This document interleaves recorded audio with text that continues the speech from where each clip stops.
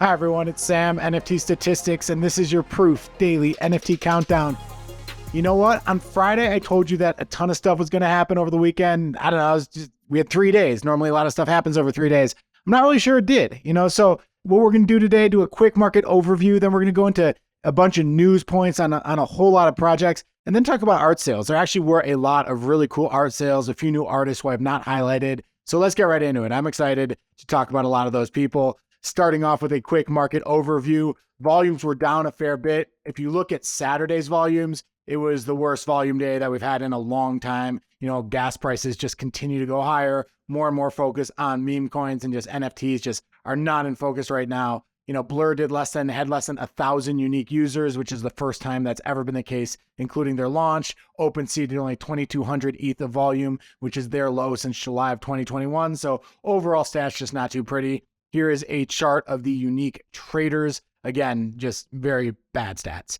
In terms of volume, most of the volume was on Mutant Apes, on Azuki. This is the past 24 hours. If you look at Mutant Apes, though, yes, it did 2,700 ETH of volume, but it was a lot of traders just passing NFTs back and forth. Someone bought up a ton, tried to bring in a bunch of bids, and then dumped on them all within 12 hours. What this chart here looks at is the wallets that did the most buying and selling, and you can see that the blue lines basically offset the red lines.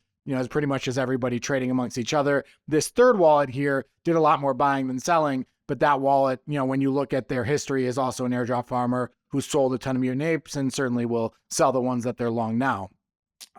Big news that came out on Friday. By now, you probably already know the answer to this. I don't know the answer because right now it's still, 9 a.m. in California time, but Blur is bringing a new project onto Blend. If you look at the past three, Milady, CryptoPunks, and Azuki, Milady continues to benefit. The floor price is up well above where they were over a week ago before they got put onto Blend. Azuki and CryptoPunks, not so much. Both basically had huge rallies or 10, 15% rallies and then gave all that back. So will be interesting to see. My speculation is it might be DeGods. The reason I say that is because Franklin has been retweeting, some of the Blur tweets about a coming collection, but we'll see what happens. I think if we do get a rally, and maybe we do get a rally, but it might be worth fading. I just think what we've seen in the non-Milady projects, and Milady got so much capital from Pepe. So many of the Milady people were big into Pepe, so that project has had this double boost. But I think with the other projects we've seen that some of these pumps can be a little bit short-lived.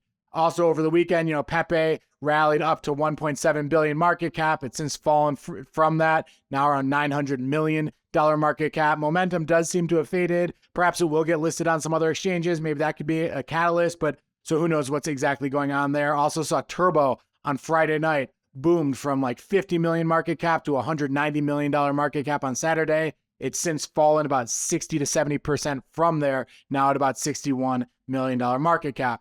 In terms of NFT prices, large cap index was down a fair bit. You had a tiny bit of strength, in Pudgies and DeGods, and weakness in World of Women, Clone X, Azuki, VFriends.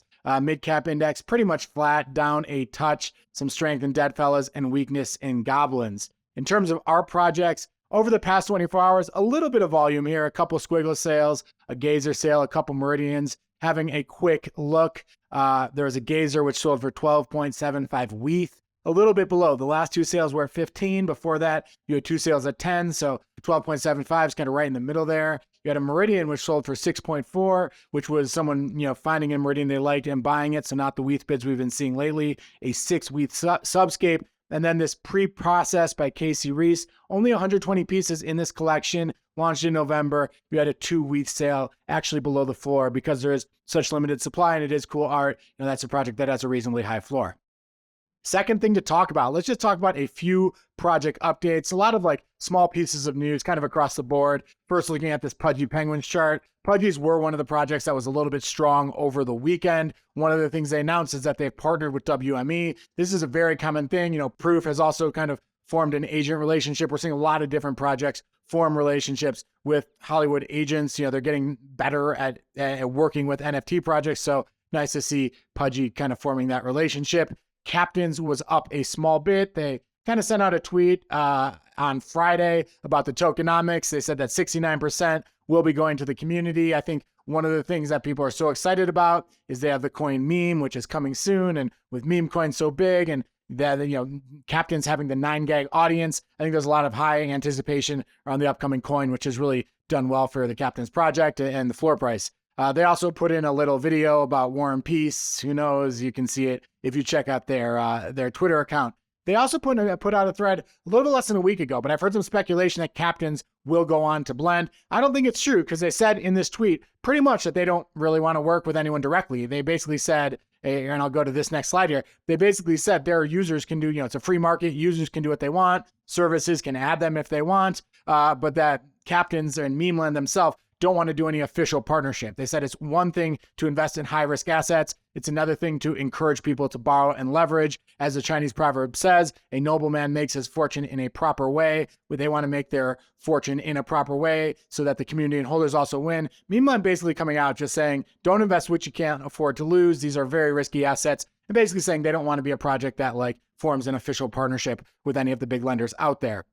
In terms of other projects, Heads by Matt Fury, this one has been, in terms of projects that have done decently well, I put this pretty high on the list. And you can see that the floor price really hasn't been hit the way that so many others have. I think a lot of this is that Matt Fury is the founder of Pepe. I think that you're getting some sympathy here to his other projects because Pepe has been such a strong icon for the current moment. They're also launching another project called Zogs. Open editions, I believe they've launched already. If you go to the Zogs Twitter account, there's a whole map of all the different burn mechanisms and things you can do. I found it a little confusing, but I just wanted to flag it to you because people want to know what's coming up. I think the Zogs thing it's an open edition type of thing with a lot of burn mechanisms. That's coming up. Go check it out. I found it a little confusing. Wish I could be more helpful. Sorry about that. One other thing to talk about, or two more other things. Artifact here announced that they are delaying the forging event they're basically delaying the end of it. They've extended it a few days to May 10th. I think the reason for this is pretty clear. In the current environment, just gas costs are so high that to do anything on chain, you don't want to spend an extra $100 just to execute a transaction, especially when it's something like this, where you're not even buying or selling an NFT. A little bit more about this forging. If you have one of these shoes, you can convert those or at least forge them into an actual pair of shoes. Some of these prices are very limited edition and incredibly high prices. The Alien DNA, these shoes, to get that NFT that forges is 4.2 ETH. So that's over $8,000 in order to get one of these very limited edition shoes. The Murakami DNA is also very high, above 3.5 ETH. So kind of interesting to see this. There is a lot of interest in these shoes. We'll be curious to see how it plays out. Here you have specifically that Alien DNA. You can see, at 4.2 ETH. So really, really punchy for the shoes that you can get through the Artifact Forge. And then the last thing I wanted to mention, Bored Ape Yacht Club. This was a tweet from Cyrus that I think got a lot of virality. You can see 1,800 likes, basically saying that there was a trend of people selling apes onto the floor. And he said a lot of these aren't floor, but a bunch of these are floors as well. But basically selling them onto the floor and immediately dumping all that money into Pepe. Perhaps that's a sign that something has reached its peak. Who knows? It's very hard to tell how these things are going to move, but I thought that was an interesting trend. The result was that Bored Apes were a little bit weaker over the weekend. The floor got as high as 50, I think in anticipation of possible Blend momentum if they did get put on Blend. And since we've seen the floor on Blur at least go down to about 47 ETH. Let's talk quickly here about notable sales. There was a lot of art. Last Friday I was saying that there were basically 3 or 4 sales over the entire day that sold on Super Rare. Today we had a whole bunch of sales and a few new artists. So let's get right into it. This piece, Eyes of the Empire by Driftershoots, sold for 9.9 ETH. We talked last week about a sale of his that sold for 10.2 ETH, something like that. So a little bit lower. Very cool piece. This one sold on secondary. Here are a bunch of Driftershoots top sales. You can see he's had sales in that 25 to 50 ETH range, but nice to see that he continues to have, 10 ETH, 9 ETH sales. Still nothing to scoff at in this market.